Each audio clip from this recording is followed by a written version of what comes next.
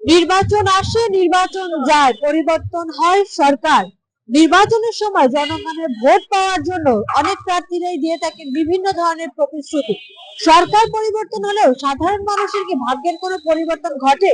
আসন্ন ত্রয়োদশ জাতীয় সংসদ নির্বাচন নিয়ে বরিশালের সাধারণ মানুষ কি ভাবছে, আজকে আমরা তাই জানবো।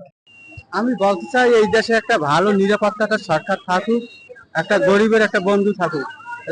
যে কোনো প্রেশার গরিবের মানুষের পাশে আসিয়া সরকার দেখবে, সহযোগিতা করবে, এটাই আমার আশা। জিনিসপত্রের দাম কম থাকলে আরো ভালো হয় আর কি। রিক্সা যে চালাই 300 টাকা ভাড়া দিয়া, তারপরে সংসার চালাতে হেবি কষ্ট।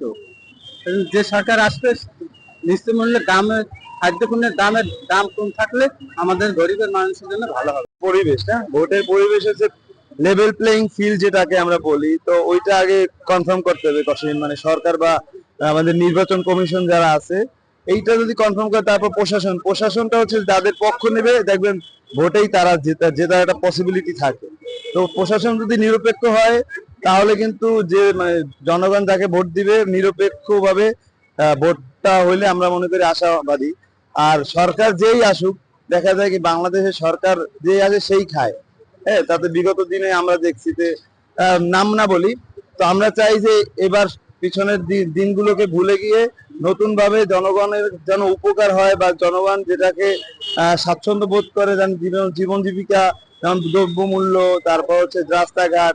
আমরা একটা মানুষ কি চায়, একটা মানুষ চায় যেন তার পরিবেশটা সুন্দর থাকে, সুন্দরভাবে যেন জীবনযাপন করতে। আমরা সাধারণ নাগরিক যারা আছি তারা কিন্তু এইটাই চাই। আমাদের আসলে সরকার যে অনেক কিছু করবে সেরকম না, জাস্ট দ্রব্য মূল্যটা জানি একদম স্বাভাবিক থাকে, তাহলে হয় কি আমরা যারা ব্যবসায়ী আছি তাদেরও সুবিধা, যারা ক্রেতা আছে তাদেরও সুবিধা হয়। এটা সবাই চাওয়া যে দ্রব্য মূল্যটা যেন, এই যে সিন্ডিকেটটা যদি ধরতে পারে, সিন্ডিকেট অনেক সরকারই বলে আমাদের সিন্ডিকেটের আমাদের কাছে হাত নাই, তাদের সিন্ডিকেট ধরতে পারবে না। আরে ভাই, সিন্ডিকেট যদি না ধরতে পারে তাহলে ক্ষমতায় কেন গেছে? হ্যাঁ, সিন্ডিকেটটাই হচ্ছে বড় বিষয়। যারা মাল আটকেই রাখে, মাল আটকে রাখার পর তারা যখন দাম বাড়ে তখন ছাড়ে। তো এই হচ্ছে মেইন। সিন্ডিকেটটা ধরতে হইবে। যে সিন্ডিকেটটা যে সরকার ধরবে, আমি তাতে হোক বিএনপি হোক, যে দলই আসুক, আমরা চাই যেন দ্রব্য মূল্যটা যেন স্বাভাবিক থাকে। আচ্ছা, নতুন দল যেটা হচ্ছে, আমরা সবাই কিন্তু জুলাই গণঅভ্যুত্থানের পর একটা ভাবছিলাম যে দেশে একটা নতুন কিছু হবে, যে ইয়াং জেনারেশন ক্ষমতায় আসবে, তারা দায়িত্ব নিবে।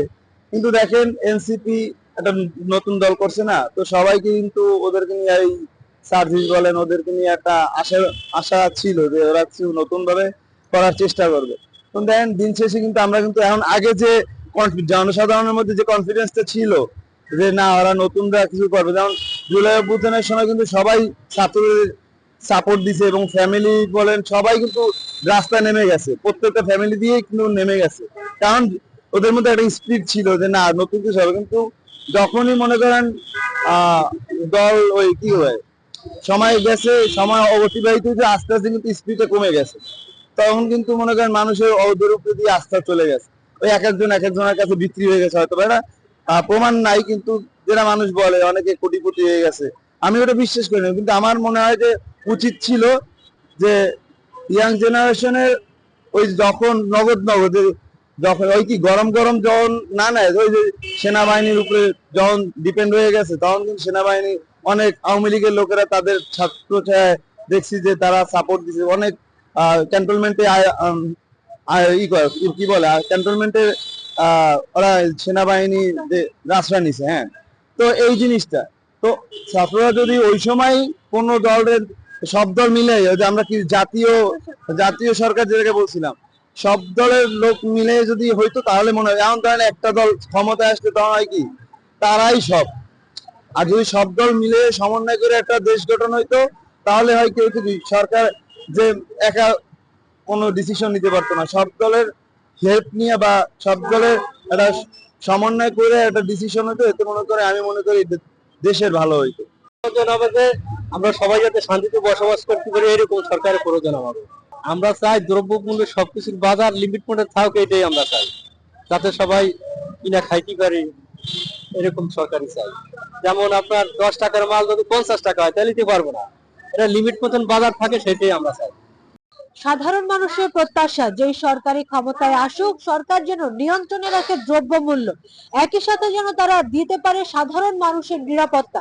নিরাপত্তাহীনতায় বাঁচতে চায় না বরিশালের সাধারণ মানুষ। মাহফুজ নুসরাত, বাংলাদেশ বাণী, বরিশাল।